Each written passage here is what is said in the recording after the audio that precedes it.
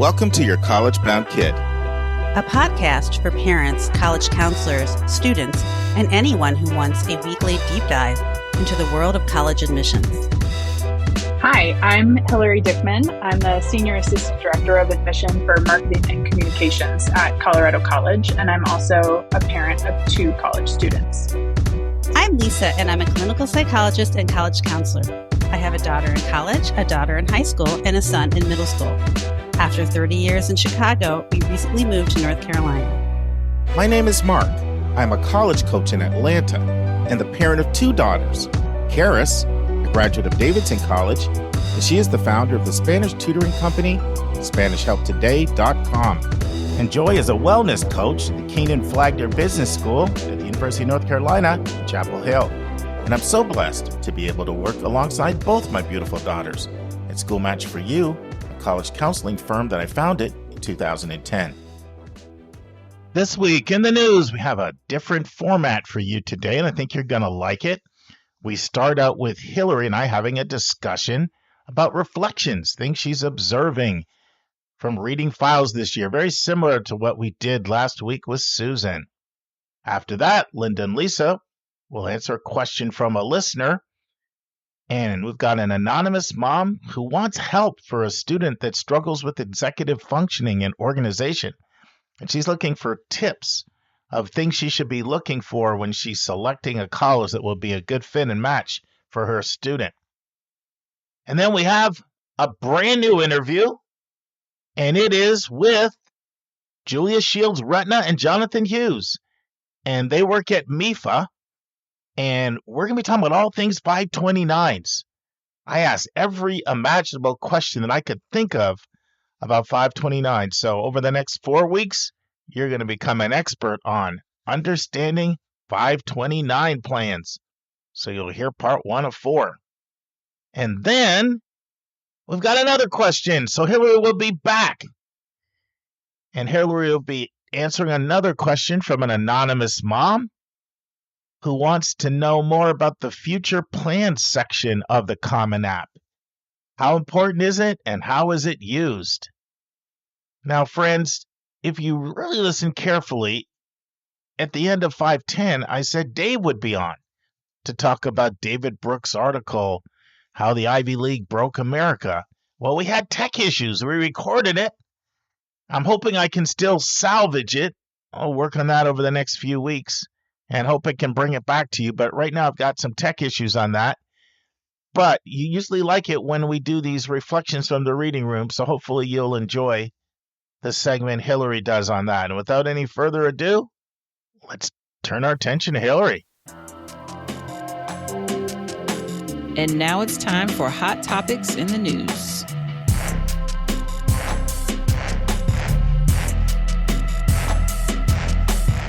Hey, Hilliary. Hey, Mark. How are you? I'm great, thank you. Friends, Hilliary and I were just chit-chatting before we recorded, and she was dropping those great pearls of wisdom. And I was like, Hilliary, our listeners would love to hear that. How do you feel about sharing it? So why don't you share what we were talking about, Hilliary? Yeah, Mark was just asking me to reflect a little bit on reading this year. And I said, what has really stood out to me this year is that the students who leave a real lasting impression and the ones who I am really motivated to advocate for are the ones who are really authentic. They are just themselves, and they are a person who no one else could be. And I think that that's true of every person, right? Like, we are all our own people. It's just that doesn't always come across in the application. And so when it does, it's really hard not to pay attention to it. I was working with a student from Durango this year who I had met her a couple times at a few different events, and I really enjoyed getting to meet her. But you never really know what a student's going to be like until you see their application, right? Like, Sure. Show me your transcript. Sure. And so then she applied. I saw her transcript. It was great. She was an easy student to admit, but it wasn't her transcript that stood out to me. It was who she is as a person, and that she's just engaged in a really interesting mix of things, and she reflects on those things that she's doing in an interesting way and in a way that nobody else could do exactly the same things that she's doing or speak about them in exactly the same way that she's speaking about them. And she was just a fascinating person. And she was really excited. We admitted her to CC, really excited to be admitted to CC. And then her mom emailed me a few weeks later and was like, oh, she was admitted to U Chicago. I was shocked that she was admitted to U Chicago. I never thought she would get in. I was like, oh, I could have told you after 10 seconds of looking at her application, right? Because Right. when students just lean into who they are, that really stands out in the application. And we want to get to know students who are all going to bring something different and something interesting. And every student brings something different and something interesting. We just have to be able to see that in the application. So that I think authenticity is such a hard thing to understand. But it really is just like showing us who you are on the inside and how you think and how that affects how you engage with the community around you. Yeah, I mean, I love this. I can't hear it enough. Our listeners probably remember it was literally just a couple of weeks ago that I shared a conversation I had with a mom who's a reader. She's not a full-time admission officer, but she's a reader for a very selective honors college program. And I shared with you, maybe you didn't hear that, but first she couldn't do it because everybody was so amazing. And she was told only 1 out of 5 kids get the highest reader rating. But she said after a while, you learn how to do it and you distinguish. And she said what stood out was the authenticity. Those were the kids. They got the highest rating. And then, you guys hear me. I say this all the time. One of my favorite quotes. I say it constantly about the importance of authenticity. Even more than impressive test scores or great transcripts or fantastic essays, colleges are looking for authenticity, not the appearance of authenticity, not the packaging of authenticity, not the strategy of authenticity, just authenticity, plain and simple. So why is that? If they detect exaggeration or pretense or packaging, how do they know which parts of the application are real? Robin Mamlett, former Dean of Admission at Stanford, and she worked at a bunch of other places as well. So here's my question for you, Hilliary. When people hear that something's effective, the first thing they think is, I want to do that, right? Mm-hmm. So this is such a sort of an intangible thing. How do you communicate? Just telling people, trust us or trust yourself? Like, why would you? Sometimes I say to people, why would you want to go to a school when you have to put a facelift on to get in? Why don't you trust that if you can be yourself, then the school that admits you is the school for you? But that's really hard for people. Feels very vulnerable, feels very risky. What are your thoughts on what can you say to convince people that it really is worth it to be yourself? And then is there you've done some of it already by what you've said, but any tips on what it means to be authentic? I mean, part of it is unique, part of it is transparency, right? Mm-hmm. Yeah, I think that, this starts well before you're applying to college. Sure. It starts maybe even as early as middle school. And I'm talking to parents right now mostly, but it's about giving your student the space to be themselves and the opportunities to explore the things that they're interested in rather than trying to shove them into a mold, or to think about this process as some sort of formula where you just have to plug in the right numbers, right? It's not a formula. And so I think when we train our children to be reflective and thoughtful about who they are, and when we spend time having conversations of depth with them about the world around them and how they interact with the world around them and who they are in their schools and their communities and what roles they play in their families. And these are not things that we that we reflect on in order to get into college. These are things that we reflect on in order to be our best person, right? And I think that as we are able to take a step back from our busy schedules, and have some depth to the conversations that we have with our kids and give them the space to be themselves and to do what they enjoy doing and to be curious, that's what leads to these opportunities to authentically show who you are as an interesting person. I have a quote on the wall of my office that says, "Everyone is interesting once you get them talking." And I believe that so strongly.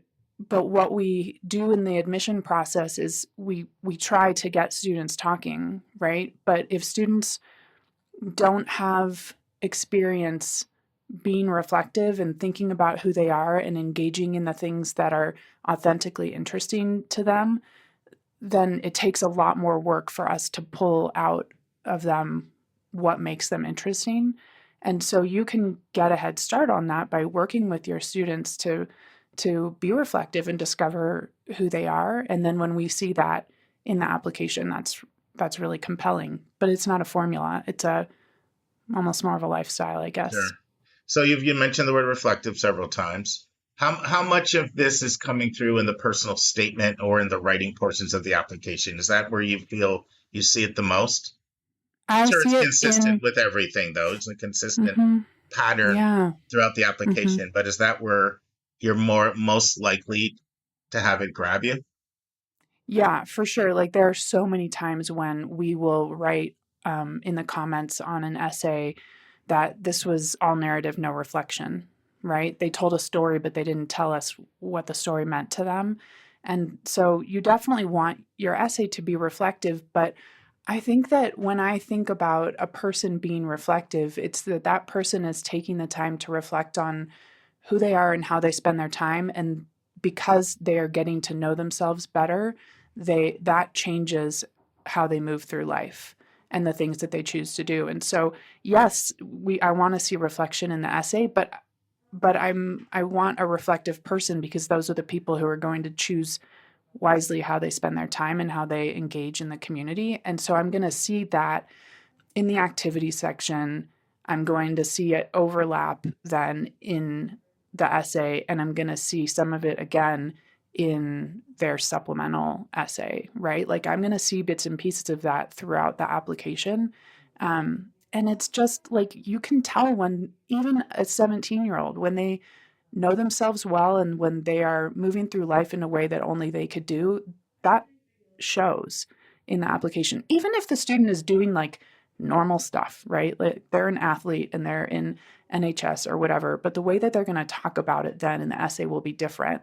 Or I'll see a student who is doing things that are really unusual and that only they could do, and that pops up in the essay, in the activity section, and then also again in the essay.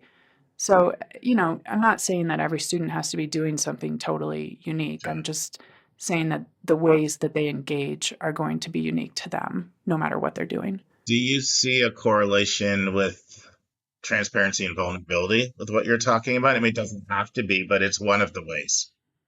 A little bit, yeah. It depends on what you're being vulnerable about, right? There are sometimes when, like I can think of some, I would call them less sophisticated essays when a student is being vulnerable, but you can tell that they have not kind of dealt with the challenges that they're going through and that they are reactive and, I don't know, just maybe not very mature. So there's that kind of vulnerability. There's also the vulnerability when a student is willing to share themselves with you, but you can tell that there's maturity there with their vulnerability. And I think there's a big difference there. But typically the ones that we see that are less sophisticated in their writing, their transcripts are also not great, right? Those things tend to go together. One reason I thought about that, one student really stands out for me. And, he had a special needs brother, and he wrote about it so powerfully. And it was very raw because he used terms like, I hated him. all the attention that he grabbed, everything centered around him. It was like very raw and very powerful. And of course, he moved into the reflection later to talk about, how much he ended up growing and maturing and realizing I'm mature. And it felt so real. He took some risks in it, but, this student has actually given me permission to share this. And anytime I have somebody read it, they're like, whoa. Yeah. That was like really being able powerful. And that's consistent without, throughout the whole thing. So that's one reason why that's on my mind, because that's my most memorable example.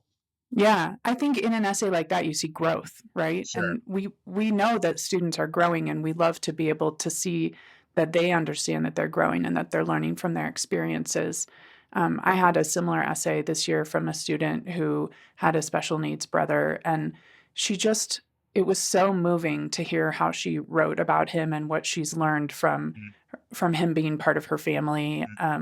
I mean, it's hard not to look at that and be like, wow, that family situation has really affected that student in some tough ways and some really beautiful ways. And that it is vulnerable to talk about that, right? But yeah, I do really enjoy reading essays like that and seeing that a student understands as challenging as their lives are, the privilege that they've been given to have something that pushes them to grow in that way.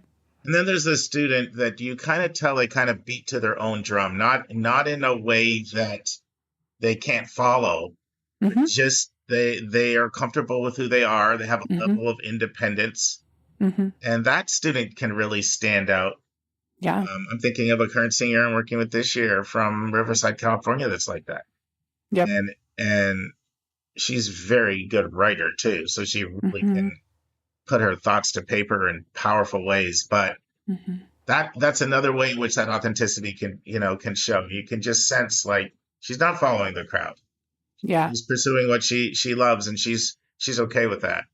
Yep, absolutely. And often those students will end up being leaders, right? Because other students see how sure they are of themselves and that they're doing interesting things, and they want to follow along or join in. And that you don't have to have leadership positions to be able to show leadership qualities. And we appreciate seeing that pop up in an essay also. It's just it's a really hard thing to teach people. And I guess, like you said, it's more really a matter of cultivating it as a lifestyle. It's the natural outflow of what you've been doing for years, as opposed to turning on the authenticity switch when that's not who you've been.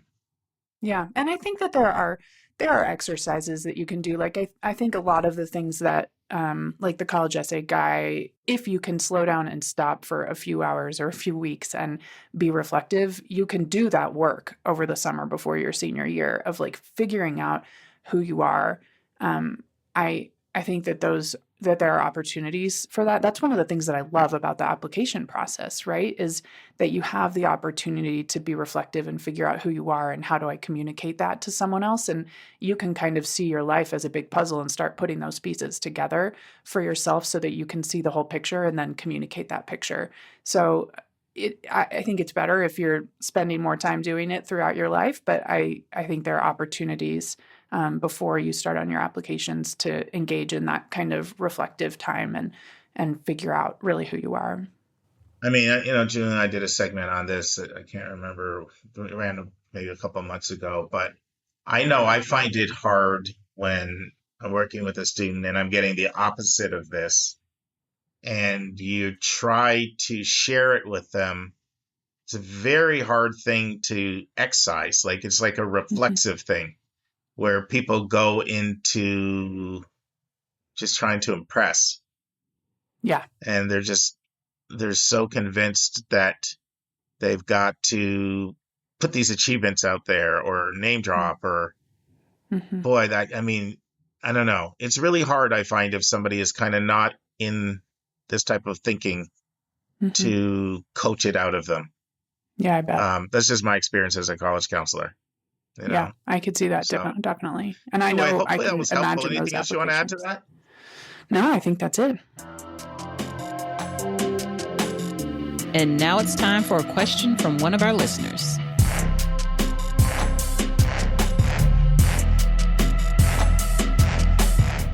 Hi, Linda. How's it going today? Hey, Lisa. Things are going well here in the Midwest today. Well, that is nice to hear. Can't always say that about where we are, but I think we're both okay today, so that's great.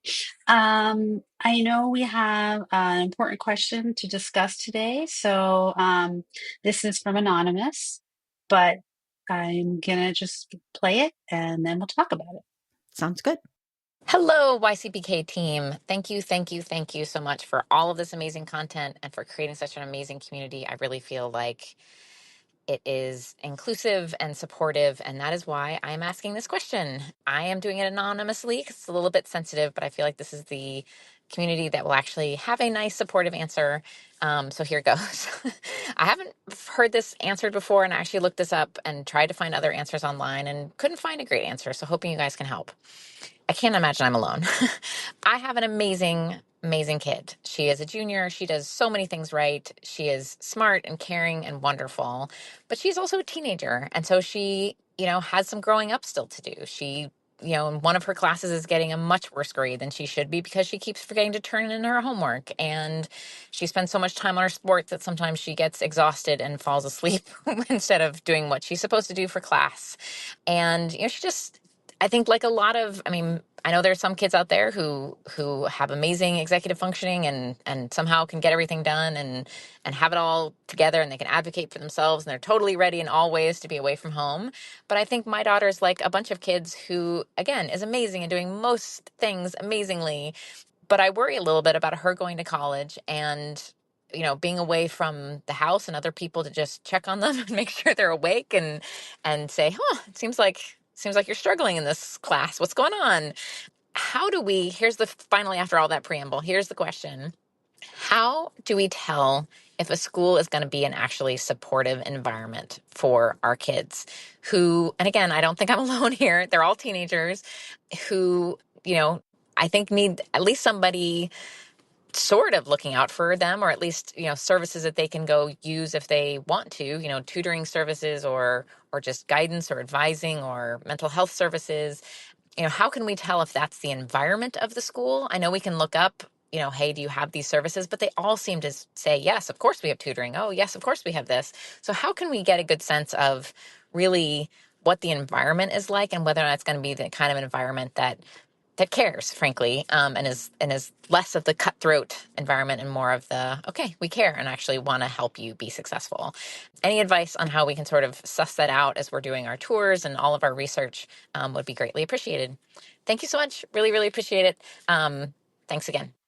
Well, first off, I definitely identify with this listener and her issues because I have two kids who have ADD and I'm like well acquainted with these sorts of problems. So I guess, she has asked a lot of, you know, there's a lot of parts to this question. But I think if you're looking for colleges that are going to be supportive of kids who have executive functioning issues, you can try a couple different sources to start ruling them down. And I think the one that people always look at is the K&W Guide to Colleges, which is, I think it's put up by Princeton Review, and it will rate schools' support programs. And there's sort of three rankings. One is kind of like minimal. Two is sort of like there's some counseling or some scaffolding going on. And three is like it's a very comprehensive program. So the first thing you kind of have to do is figure out where your student lies along that continuum. Based on what she says in this question, I'm guessing it's probably the second level. So this student might benefit from a school that has a more formal executive coaching staff, that has advisors that are paid adults, not just students. And so to start looking at schools that have that, when I'm looking for students who need support, I really like to see, I go to the website and I see how many grown-ups are on staff and provide services.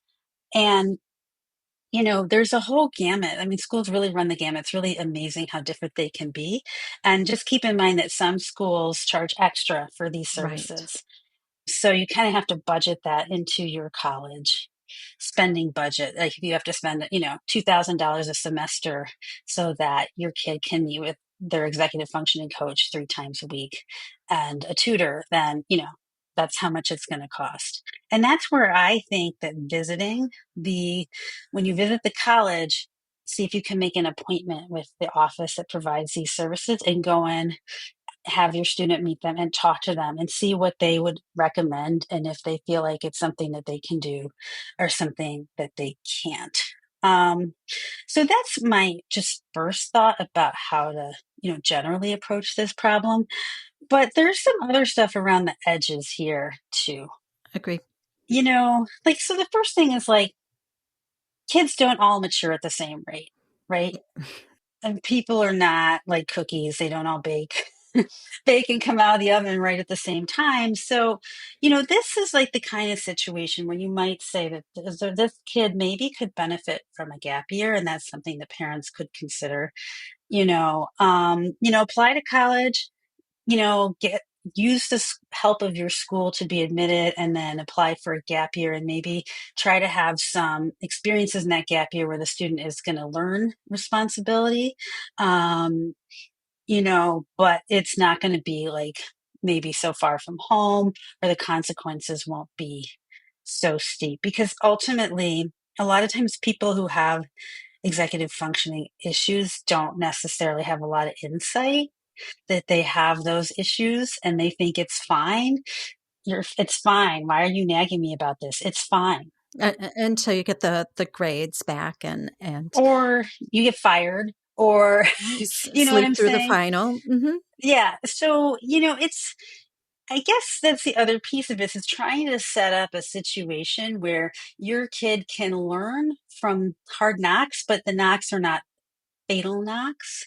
Like, and that's what I think is really tricky about this is how much the parents should do or not do, because you don't want to let your kid like fail out of high school, right? That's probably not great. But on the other hand, if you keep them from ever experiencing a negative consequence of their actions because you're over functioning around them, number one, that's exhausting for you. And number two, they don't have any incentive. It's like they don't realize that you're carrying them along the whole way. They think, like, I'm flying. Look at me. I'm great. What's your problem? Why are you yelling at me all the time? So, those are some of the basic thoughts that I had. But, Linda, I'm sure you've got lots more to say about that too. Well, I do think it is a continuum, and I think that she's wise to be asking these questions now when she can be doing some things to help her student gain those executive functioning skills. Now, when, like you said, the stakes aren't low, but they're lower than they will be when the student's off at college. And I know she had asked about how to find a school that's more caring versus cutthroat. And, because I think all of us want our students to be in that kind of environment. And, is there going to be someone to wrap their arms around my student? Some of the things that I would encourage them to look at, in addition to the services you're talking about, are there first year programs for freshmen? Are there living learning communities, where someone might notice if you continually sleep through classes or activities and things like that? How can you make college feel smaller and find those people right away? And Yeah. I do think sometimes peer mentors can help with that, and maybe able to give them, quick practical advice. But it is a continuum. What do those students need? So yeah, I think that those are some ways. I think that the first year experience can be a little bit more comforting. And Right. I think they work because more and more colleges and universities are moving towards living learning communities. The other thing is make sure you get the FERPA Oh yeah, rights yeah, waived. gotta, So, yeah. so Gotta, no, you don't pay unless yeah, they sign away the FERPA rights in my house. Not happening. exactly, exactly. Yeah.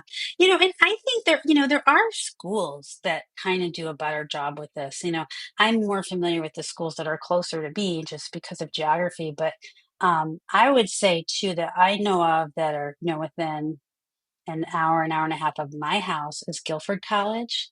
Guilford College is a Quaker college. It's a smaller university, but they have faculty members who live in each dorm. And they are like your mom or dad. And they kind of function in that way. And they have like advisors that meet or work very closely with students. And a lot of times students will be like, I have my dorm mom and I have my academic mom, and then, well, yeah, there's my actual mom, but whatever. um and but that is kind of a way that I think they really get involved with kids and try to bring them along and make sure that they're where they need to be. And another school that I think does a great job at this, and people have different opinions about this school, but High Point University, Sure. I think that they are really on it with keeping track of students. They have tons of advisors. They are going to be checking on you if you do not show up. They really, they kind of, that's one of their specialties in a way, is taking kids who have these problems and like really that's part of their learning philosophy, is like, how do you function in the world as like a grown up? And they're very explicit about it. So schools that have those kind of programs might be a better fit for a student who's kind of entering in with this struggle. Yeah. And I just think smaller schools in general, because it is easier to fall through the cracks at a school with 30,000 students. So, Right. yeah. Right. Yeah. And then too, like, some of these bigger schools, you might have to wait to see your advisor. It might be hard to get an appointment with them. So having a school you can kind of just, the kid's like, oh no, I have this problem. I just remembered it, and run in and talk to somebody right then. You're kind of striking while the iron is hot. That's going to be more effective than if they have to make an appointment and come back in 2 weeks and then they forget when the appointment is. So Yes. the other thing, and I think I've seen people do this with differing results, but you can hire an external private executive functioning coach to work with your student. And that's going to be the person who nags them instead of you. But theoretically, they'll listen to somebody who's not their parent better than their parent. And, this person will like go through, like, let's go through your week. What time do you need to be up on Monday? What time do you need to be up? Let's set all the alarms in your phone. And they can kind of work with them on that. If a student is willing to engage with this kind of coach, it's a miracle. It's amazing, right? It's magic. So many students blow it off because, again, that lack of insight, they don't think they're having a problem. Yeah. I don't So think it's theoretical, Lisa. I think students do listen better to other people. And I have heard that coaches who can help like organize the calendar and help students block their time and figure out the schedule. So that may be something, but now is such a good time to be working on those skills. yeah, yeah. And it's as much time as a student has left, let's say they're a junior and they're starting to create the college list, like start handing over little bits of this to them, like at a time. Let's say, like, you are now responsible for getting yourself up in the morning. And, Yes. maybe there's like if they're not up after an hour, they're supposed to be up, then the parent goes in and is like, okay, now you're tardy and the school's going to be mad at you and you missed math class. And, but to try to like just do it in a way that they're going to experience a negative outcome, but it's not such a horrible negative outcome. Yeah. And to keep handing things over like that, but not to just do it all at once. It'll fail, you know. Sure, sure. But I think, the waking up is a really good one. Um, Laundry is always a good one. Getting your homework done on time is critical. So yeah, start now. Yeah, yeah. And I think too, like a lot of the kids I work with at some public high schools, there's no penalty for late homework. And that is not the case at college. Like there are penalties for late assignments. So, really trying to and work with the school to, at least make them sweat a little bit about that. I would think would be good. It's You going to know, feel like torture as you go through this, but yeah. yeah. So, but good luck. And, we're all fighting that fight. Well, maybe not Linda, but I am fighting that fight all the time. So I'm with you in spirit, anonymous listener. We have all fought that fight for sure. Yes. Our fingers are crossed. Now, you're going to get your choice of one of 4 books from the Princeton Review. So you got the best 390 colleges. That was 2025. And that's by Robert Frenick, David Soto, Stephen Koch, and Aaron Riccio. College Admissions 101, 3rd edition by Robert Frenick. Essays that kicked apps, 55 unforgettable college application essays that got students accepted by the Princeton Review staff. Or book number 4, Princeton Review Digital SAT Prep 2025. And Penguin Random House is the publisher of all of these books. Now, in order to get your book, you just need to email me directly at mark@schoolmatch4u.com. Put Princeton Review giveaway in the subject heading, and I'll know right away that you've sent in a question or we've read one of your comments. We read your comment on the air through SpeakPipe. You also get a book. Just put that in the subject line. If you remember the episode it ran on, put that in the subject header or in the body of your email to let me know which question you asked. And remember to let me know in the body of your email which question you asked. In the body of your email, also put your name and full address with zip code. I'll get your request submitted to Princeton Review within 24 hours. Once again, thanks to the Princeton Review for their generosity. And now this week's interview with a special guest.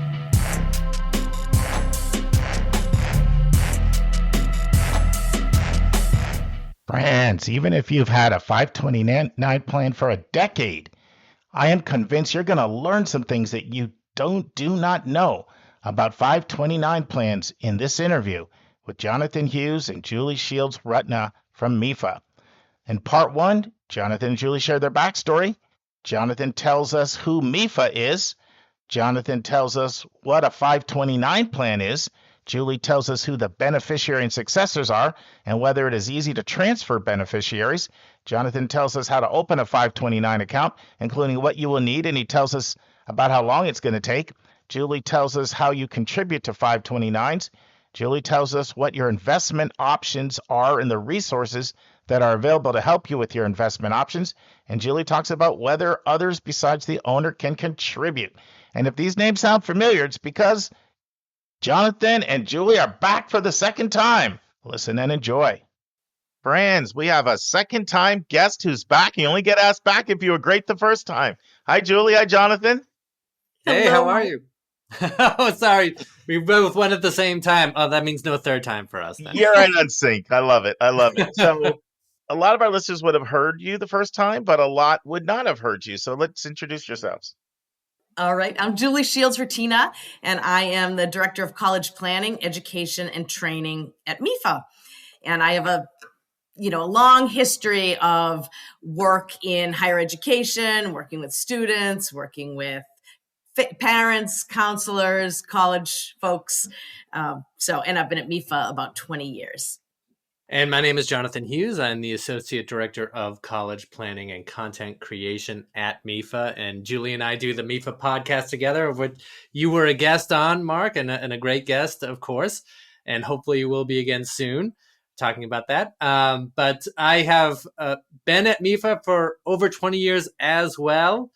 And probably a shorter story than Julie. I came to MEFA right out of college and was there as a temp for a week, and then the next week, and then the next week, and liked it so much that I never left and never stopped learning. So here I am.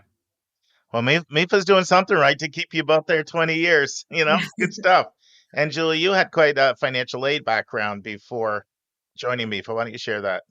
Oh, sure. Yes. In fact, that's where I started my career, and really ended up loving financial aid. And I kind of worked my way up, and I became a director of financial aid. That was at the Harvard Graduate School of Education. And yeah, and then have just been able to continue to work with students and families and schools in other settings as well. So it's been nice. And Jonathan, why don't you tell our listeners who MEFA is? Sure. Yeah. MEFA is the Massachusetts Educational Financing Authority. We are a state authority. We were created by the Commonwealth of Massachusetts back in 1982.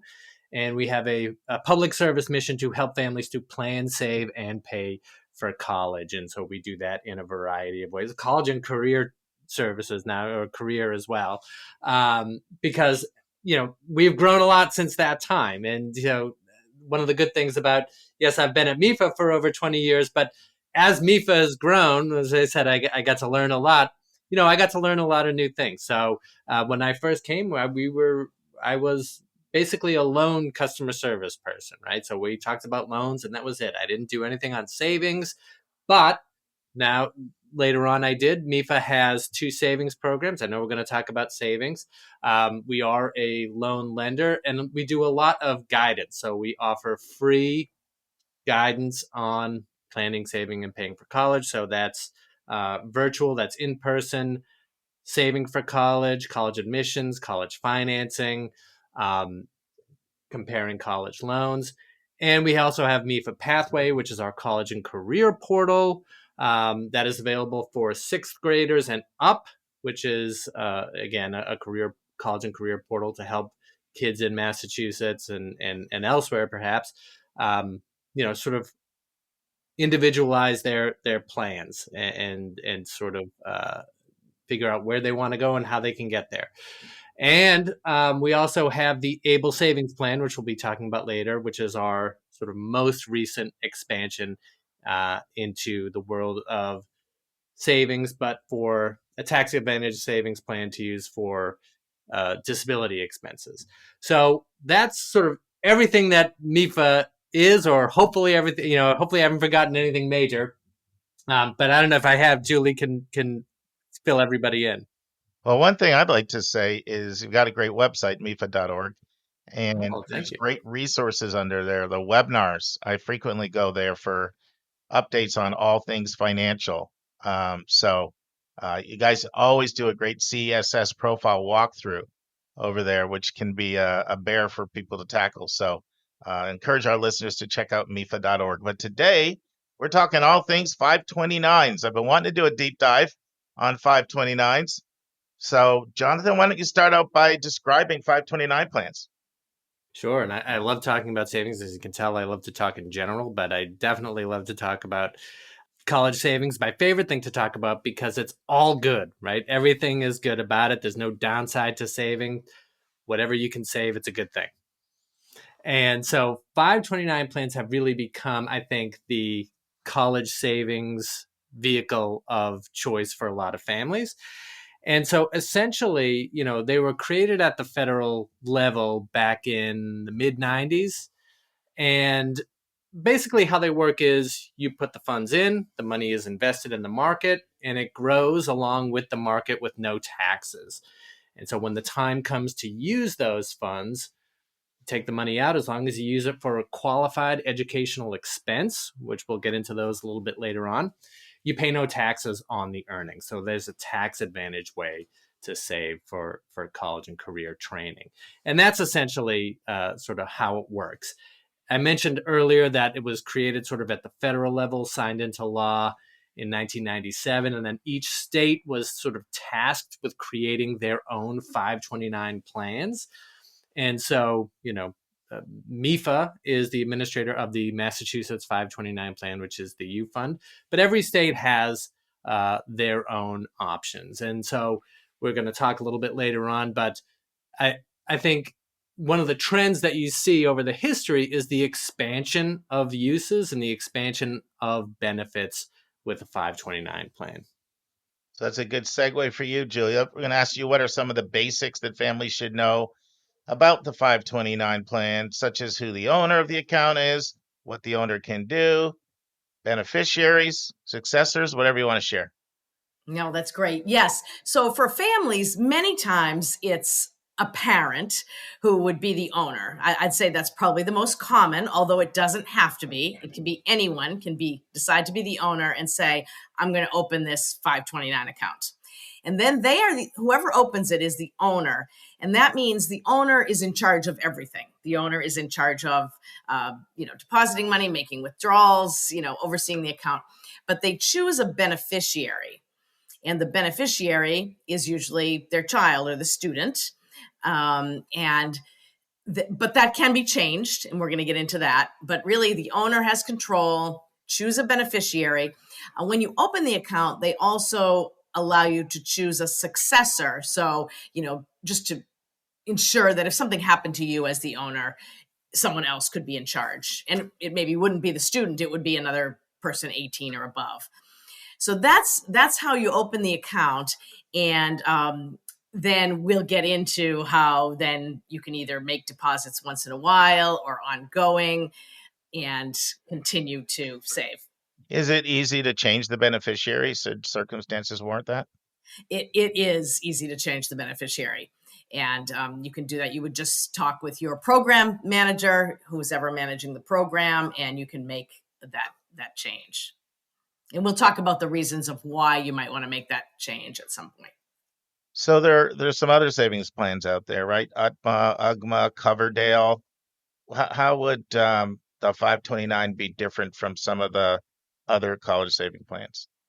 Yeah, well, what I personally and what we always talk about at MEFA like about 529s is their flexibility. And you'll see that when we start talking about what's covered, how you can use it at any institution, any accredited institution, and that includes some international colleges on there. Wide range of qualified expenses that allow you to take advantage of all of those tax benefits that John mentioned. The flexibility of changing the beneficiary.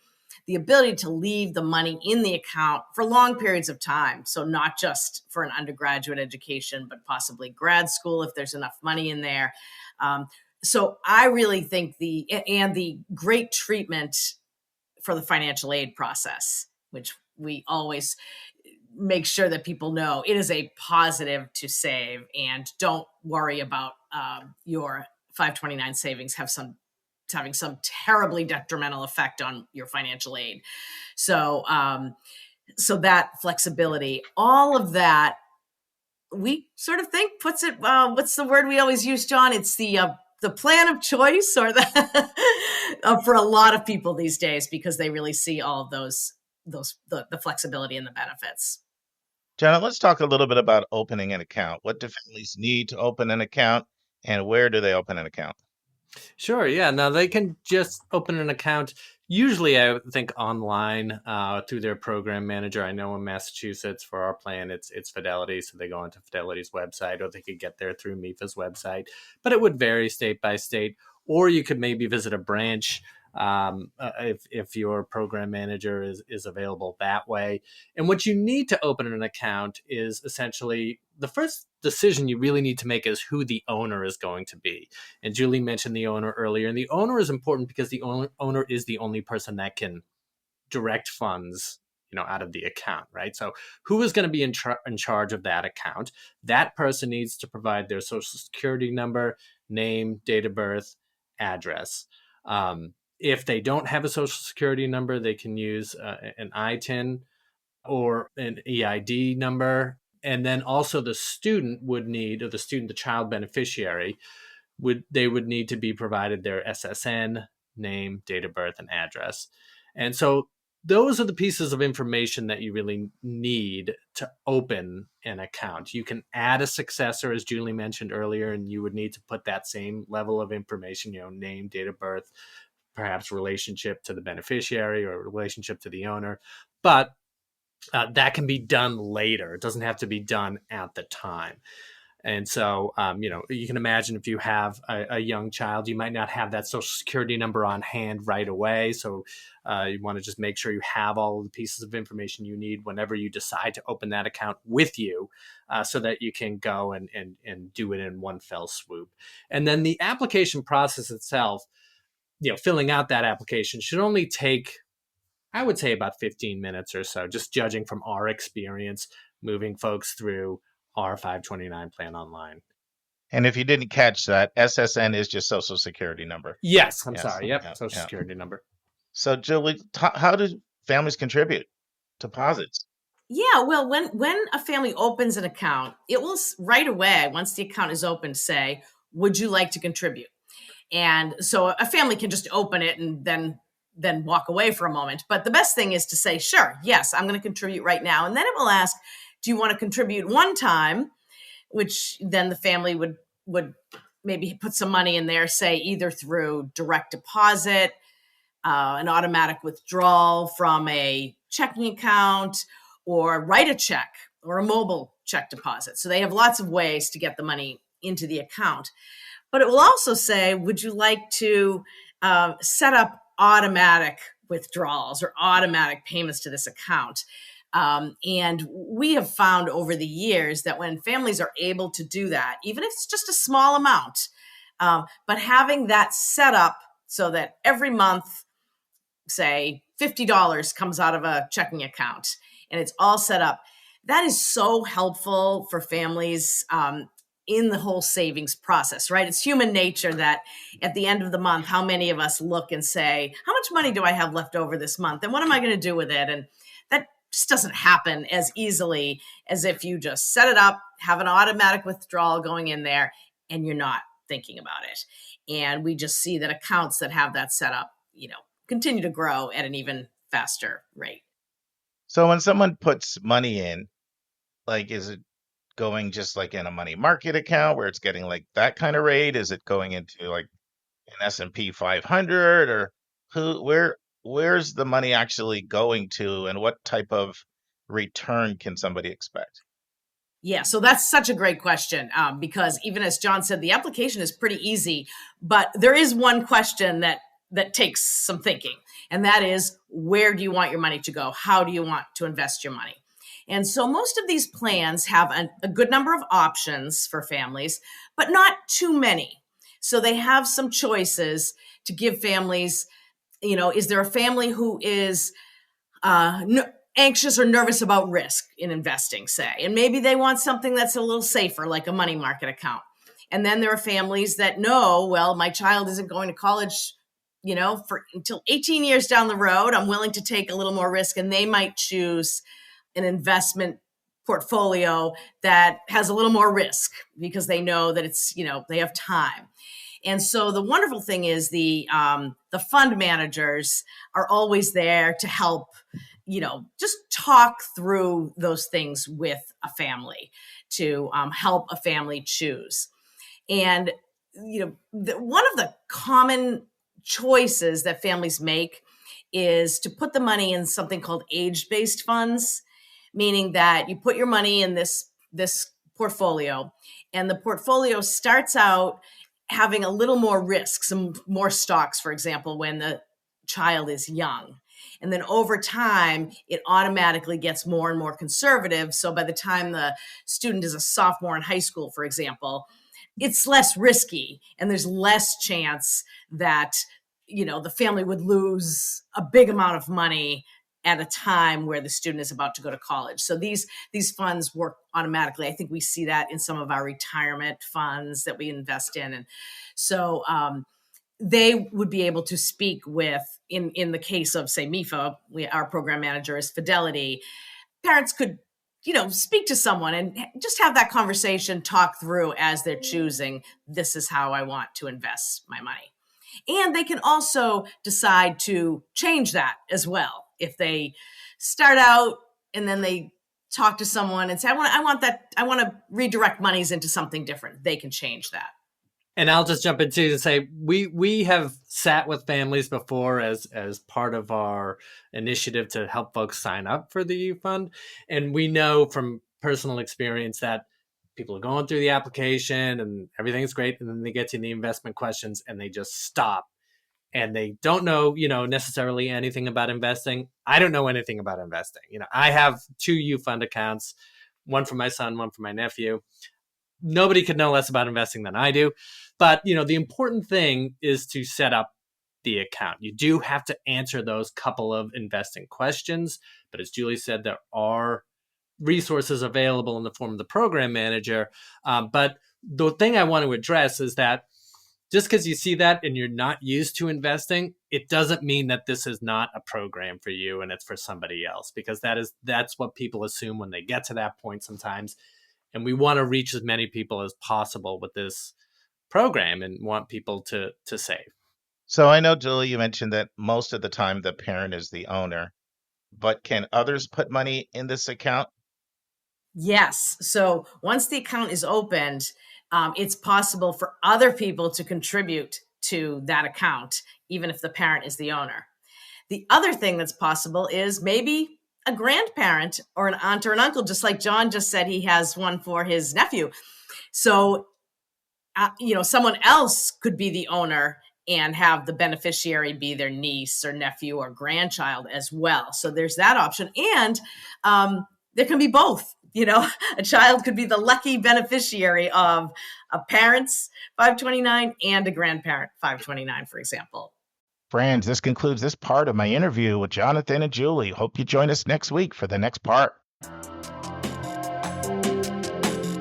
And now it's time for a question from one of our listeners.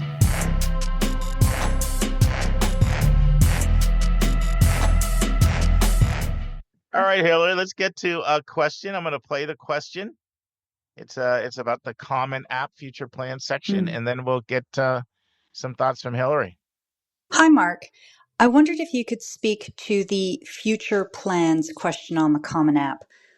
It seems like every bit of the Common App counts, but that's one that I think is often overlooked, and I just heard it mentioned in another podcast, and I wondered whether it's something that has a lot of bearing, not very much, and how students should best think about answering. Thanks. What do you think? Yeah, I think that this depends a little bit where you're applying. For me at CC, this is kind of like the discussion that we had about the honors section. I sort of fly past this section. I will sometimes stop and note whatever's in the future plan section if it stands out because it makes so much sense, right? Like occasionally I'll read a student who I'm like, oh my gosh, this student would be such a great teacher. And then I'll see that they want to be a teacher, right? That they want to major in education or whatever. And that, then I'm like, oh, this is the whole picture. I totally understand this. There's never a time when I see that section and if they haven't written anything in it, think, oh, well, this student doesn't know what they want with their lives, right? Like that I don't care. I don't expect you at 17 to know exactly what your future plans are.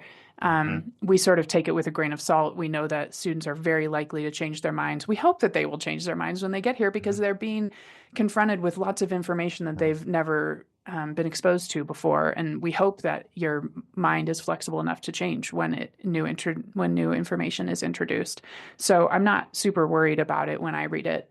I think the only time when I'm maybe like, ooh, I don't know, is so at CC we don't really have an engineering program. We have a pre-engineering program. You can be an engineer leaving from CC. There are lots of students who go on to be engineers from CC. They're amazing. They're really well-rounded. They end up in leadership positions. But we have students who will apply who are only doing robotics, and then they're writing about their love for engineering, and then they put on their future plans that they want to be an engineer, and they put for their majors like 3 different kinds of engineering. And sometimes when I see that and see that whole picture, I'm like, I don't know that you know where you're applying, because you don't really seem like a student who wants to be an engineer coming from a liberal arts environment. So I would be a little bit careful with that section if you're applying to a place where what you're putting in that section doesn't really make sense. Then that can be a little bit tricky. We don't we don't deny students because of that, but if you're sort of on the bubble, I haven't been given something that I can use to advocate for you as a fit for my school. We love students who want to go get PhDs. That's a huge thing for students from liberal arts colleges. So if I see that in future plans, it makes sense, right? It's not probably something that I would, use to advocate for a student, but it is something that I'm like, oh, okay, yeah, I can see you here if that is part of your future plans. Have you seen inconsistencies where they say, architecture one place and then other parts of the application they say something else, and then it seems like, well, what's going on here? How would you process that? Yeah, no examples jump off the page to me right now. I'm sure that I have seen them, and I've probably thought this is a 17-year-old and they started filling out the Common App in August and finished it in October, and their mind changed in between and they forgot to go back and fix it, right? And that's like, that's fine. That's your mind is changing quickly when you're 17. So for me, I would not take that too seriously. It wouldn't be a big deal. If I were reading for Colorado School of Mines, it might be different, right? Where they want students who are STEM students through and through. And so if I saw in one section that you wanted to get a PhD in history, and then the rest of the application is about math and science, I might be like, what is going on here? But not at CC, it doesn't really play a part. How would you answer this question? What's the purpose of it in the first place? I think that it can help. So I'm going to put on my liberal arts lens right now, right? Like I am reading for a liberal arts college, liberal arts and sciences. And so from my perspective as a reader, it can help to sort of round out a student's story if their story is that well developed in terms of where they want to end up. It can help sort of give it's not really an ending, but sort of an ending to the story that the student is building. And it doesn't have to be there for me to be able to figure out who you are as a person. Yeah, and I mean, there's so much of the application, really almost the whole application is just designed to get to know somebody more, right? All of it. And so it's just maybe one more insight into getting to know somebody more. I mean, a lot of times people ask the same thing about why is it asking about parents' jobs and parents' professions and things like that. While we're on this topic, what would you say to that question, Hilliary? Yeah. It is helpful to have the full context of where a student is coming from and how they became who they are, and their parents' jobs can be part of that. It doesn't have to be. So if you feel uncomfortable filling in the section about your parents' jobs or where they went to college or when they graduated from college, you don't have to fill that out, but it does just give us more context. So sometimes I'll see a student whose parents graduated from college in 1970 or 1965 or something. And I'm like, wow, that must have been really interesting for this student who was born in 2005 or 2006 or 7 to be growing up with parents who were already in their 70s. How does that change their outlook on the world and what they're exposed to and, the way that they've been brought up? And sometimes that can help you with some clues about who the student is, because it's sort of unusual. And so those things can offer context. We certainly are not admitting and denying students based on what their parents do or where they went to college. It just helps us to understand the student a little bit more. So if you're comfortable filling it out, that's great. And if you're not, you can leave it blank. Yeah, the only thing I would say on the last thing is I know some admission officers really don't like when people don't fill it out. And they feel like, what are you hiding? Yeah, what are you hiding? And I can think of a few that have been, one would speak out when in front of groups and say, don't do that because, we're going to think, what are you hiding? And so I just wanted to point out, your perspective of we don't really care if you do it or not. That's up to you. Not every admission officer feels that way. When I'm answering these questions, I've been trained by Matt Bonser, who tends to give everyone the benefit of the doubt in pretty much every situation. And that is how our admission office runs. Yes. And I know that other offices don't run the same way, but we try to take students sort of at their word and believe the best about the students who we read and not read into things. And yet I can also understand, like, I do prefer to have that section filled out because I feel like I know the student better if I can learn a little bit about how they were raised and by whom, right? Uh-huh. Yeah, context. Yeah. Mm-hmm. Awesome. Thank you, Hilliary. Yeah, for sure. Friends, on Monday's episode, I'm going to be doing something that I just feel is imperative, and I finally need to get around to doing it, and that is talk about how some of the changes from the new administration are going to impact the finances of colleges. And I'm going to do that for at least 2 weeks. It might even be 3. There's a lot of material to cover. So look for me to start that right away on Monday's episode. And then we'll also have part 2 of my interview with Kathleen Delasky. And she's written a book looking at who needs college, not as in who needs college, but who is college for and who is it not for? And as I said before, that book makes me think as much as any book that I've read. So hopefully you're enjoying that interview. And friends, I close you out with a quote from Zig Ziglar. It's at the bottom of all of my emails if you've ever emailed me, and it simply says this: your attitude, not your aptitude, will determine your altitude. See you on Monday, friends. And that's our show. A big thank you to you, our listeners, for tuning in this week. If you find this podcast helpful, please follow us and you'll get every single episode as soon as it is released. If you're interested, there are a few ways you can really support our podcast. You can click the share button and send it to your friends and acquaintances. You can help us pay our staff and our expenses by donating on our website. You can write a review for us on Apple or Spotify. I'm the producer of the podcast, but we have a fantastic team of 15. Shout out to our co-host, Dr. Lisa Rouff, Dr. David Williams, Lynda Doepker, Susan Tree, Vince Garcia, and Julia Esquivel. And to our substitute co-host, Sylvia Borgo. Our sensational sound engineer is Nemanja Motvich. Our amazing music is from Victor Allen Weeks. Marketing designs are from Kimberly Blass. Lily Parikh manages our Instagram. Our image editor is Talha Khan. Joyce Ducker does our website episode updates. And our webmaster is Stylianos Dimitriou.